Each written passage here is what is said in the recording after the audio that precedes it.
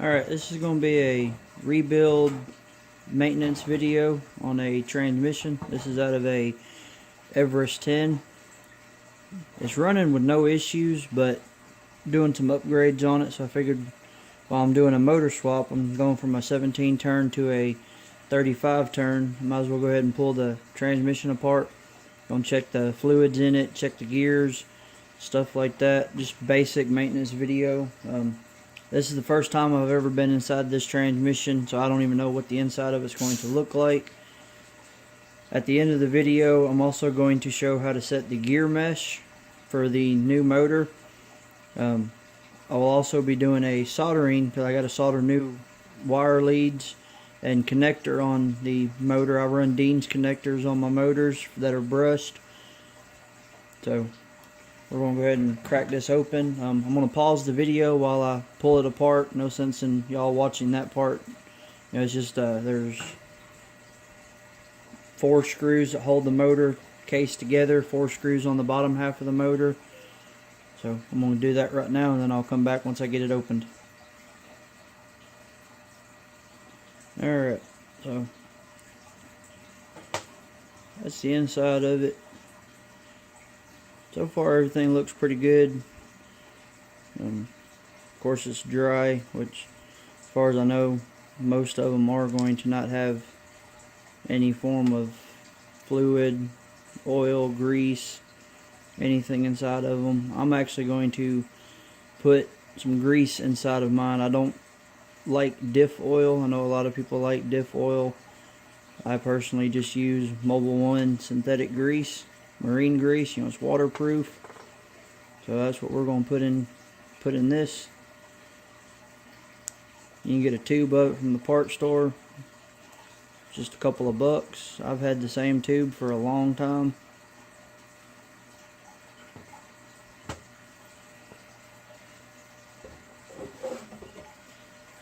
This is it right here.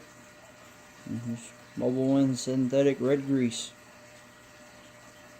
Comes in a big old tube.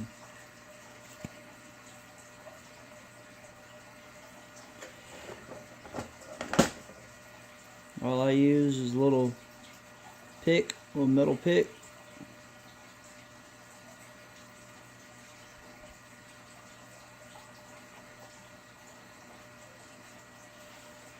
I'm just going to get a little small glob on there.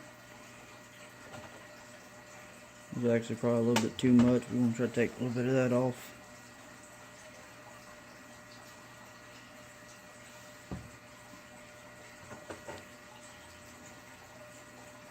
I'm going to pull this big gear out. And we're just going to put a little bit on that gear.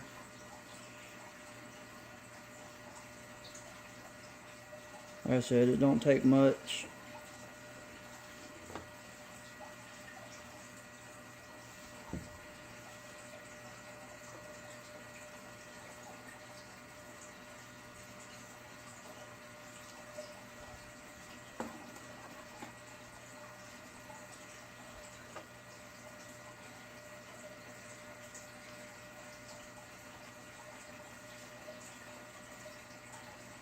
And we're just going to kind of work it around.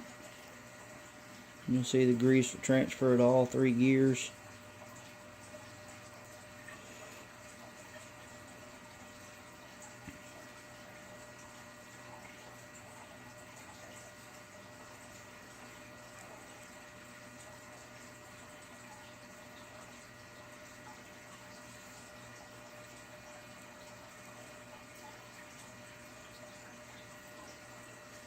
I'm sure if you wanted to, you could use, diff oil if you wanted to use diff oil. This is just my preference. It doesn't leak out. Adds a good bit of, will add a little bit of waterproofing to it.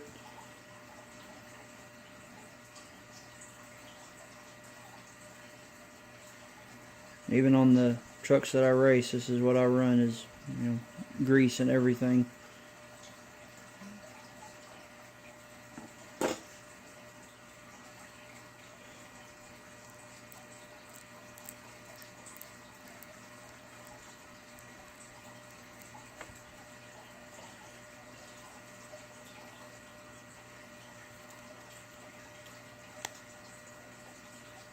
snap it back together and just play with it some. It'll get the grease throughout the transmission.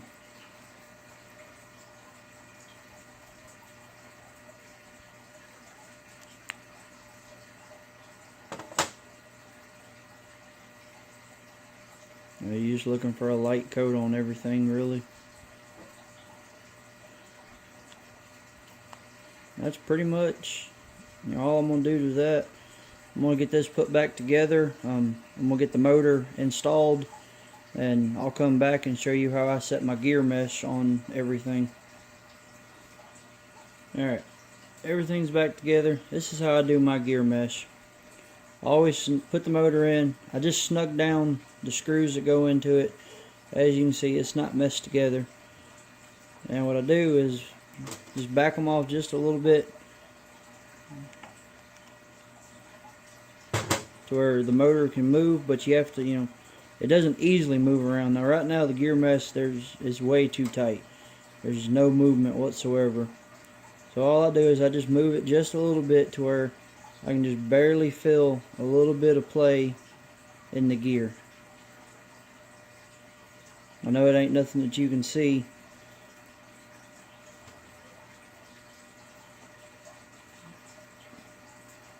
And by having it snugged, you can't move it too much and get too much gear mesh or not enough gear mesh, because you have to really push it over.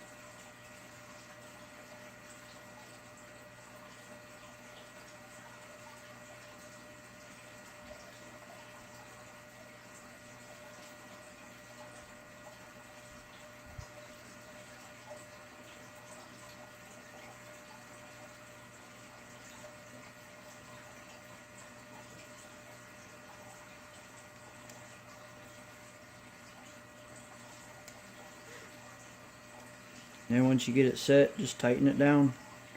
You can Loctite them. I don't use Loctite on the motors.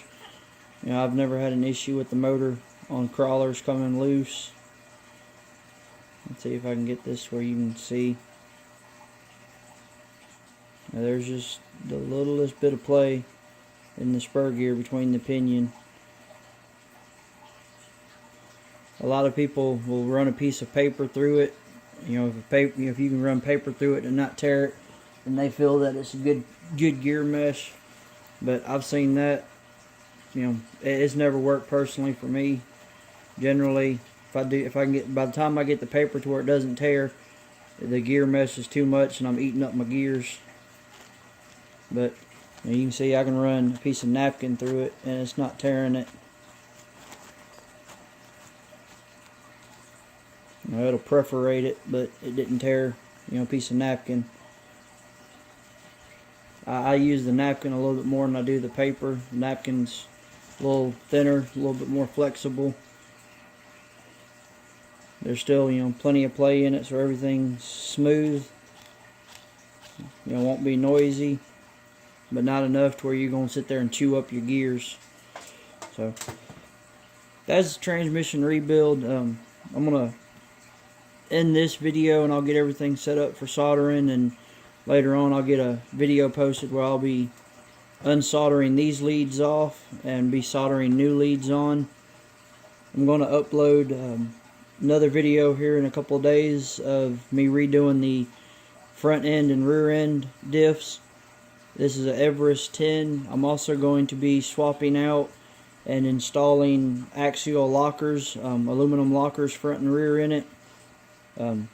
Everybody I talk to says that the Everest factory lockers are junk. I haven't opened up the diffs on this to even see what it has in it. The lockers are on the way though. I've already ordered the axial lockers. There's supposed to be a little bit of cutting involved in them to get them to fit, so I will upload a video of installing those. I'll eventually be swapping this over to a brushless system. I'm going to run a mild brushless system opposed to this. I'm doing like a rock racer hybrid, but I will upload videos as I modify it. We'll have a video in a couple of days of doing a shock rebuild.